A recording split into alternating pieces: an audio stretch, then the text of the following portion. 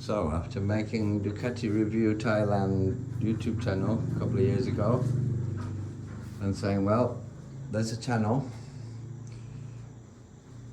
wait until you've got enough Ducatis to review. So there's 3, 4, 5, and a couple more.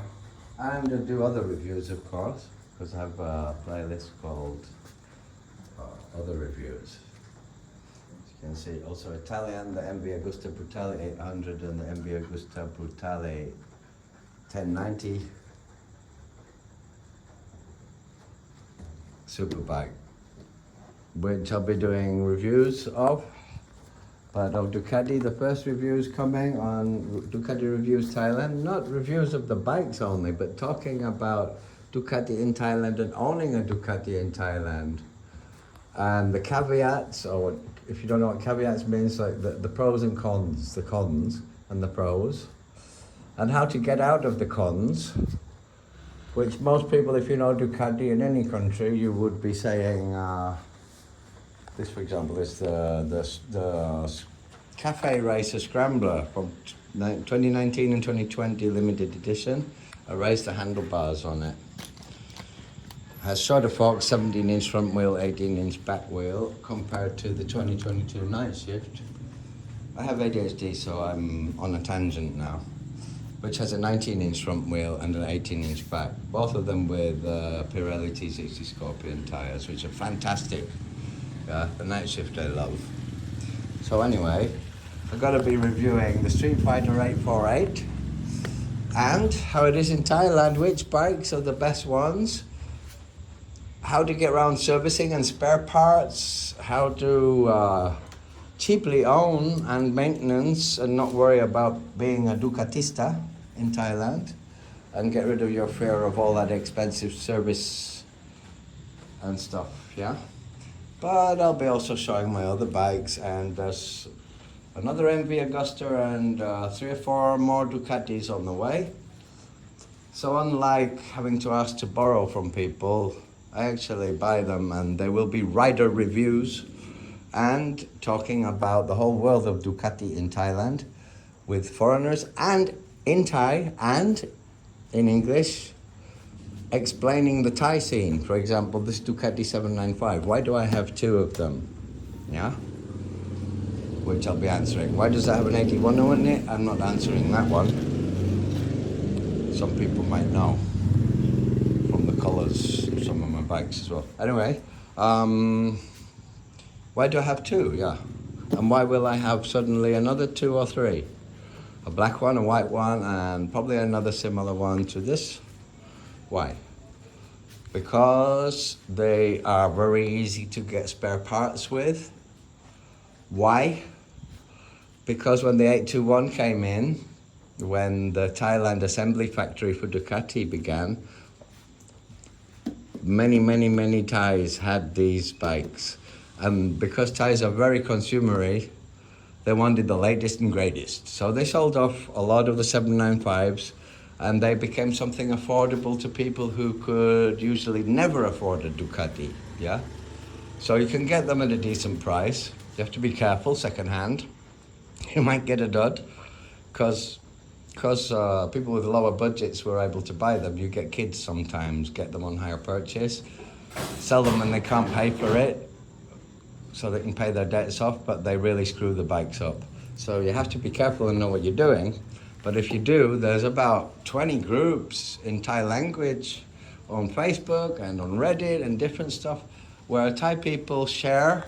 Somebody might fall off and break half the bike, but this is still new and the wheels are still new, so they sell them. And so you just join the groups and you can find the second-hand parts really cheap.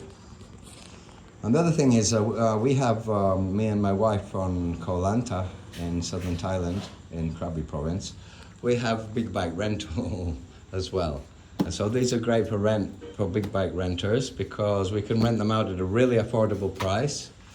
You can get on AliExpress just as good quality as original Ducati tanks and the fairings and stuff at affordable prices. So if anybody damages a bike when they rent it, they don't have to get, open quote, ripped off, close quote, it's not ripped off, but don't have to pay a really high price for the damages they might have caused, because we figured out cheap solutions. This was, in our rental business, I would only rent out to somebody who rides super bikes. This MV, you'd have to have an A5 license, a minimum 3 years experience, and do a round in front of me. They're all my personal bikes. It's a thing with me and my wife's rental business. But I'm very happy to announce now that for Ducati reviews, I hate listening to reviews of people who borrowed one for a day and they drive a Yamaha or a Honda and then they get a Ducati, or they drive street naked and then they get a scrambler, and the comments, I just think, God, I was born on a bike almost. My first scrambler was 10 years old, I used to race. I'm 58 now. And some of them are in England or in America and they don't go over the speed limit. You can't even see how the bike can do. And they say stupid stuff like, oh, it doesn't have ABS. I said, never even, the word didn't exist when I was a kid.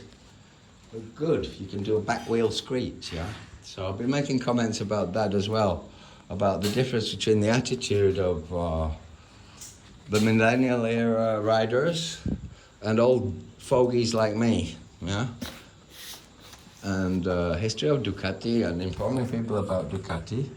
And the Ducati scene in Thailand, which is massive, yeah? So I'm probably going to be reviewing, I'm going to review this 848. I'm just about trying to get an 848 Evo, and either a Super Sport or a Panigale, and there's a Diavel Carbon Red.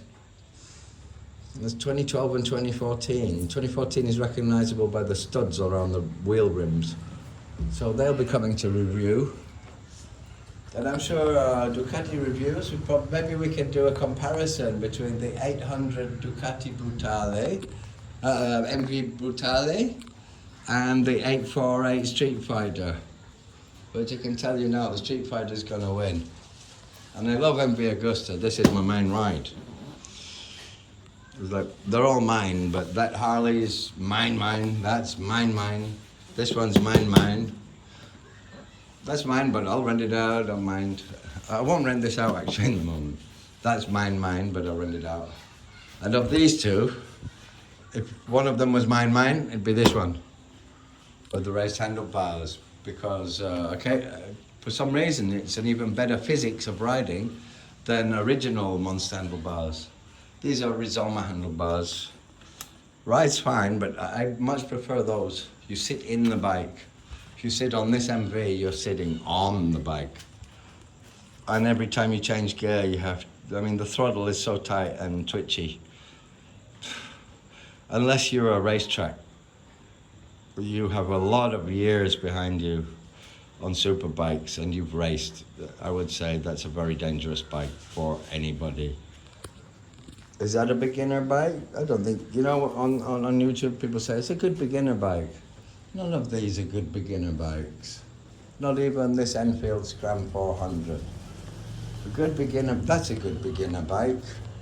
An automatic Honda Dream. I bought it's a 2001. I have to pump the tyre up, but it still starts first time and it's still in excellent condition. Very proud of my old Honda Dream. I got it on monthly hire purchase, put it up for rent for 6 months to pay for it, and then it was mine for free. Wish I could have done that with all of these. It cost me a lot of money and I spent since the COVID pandemic till now collecting them so I can review them for you. And another couple on the way. So the first review I think is going to be the Ducati 848 Street Fighter. Yeah?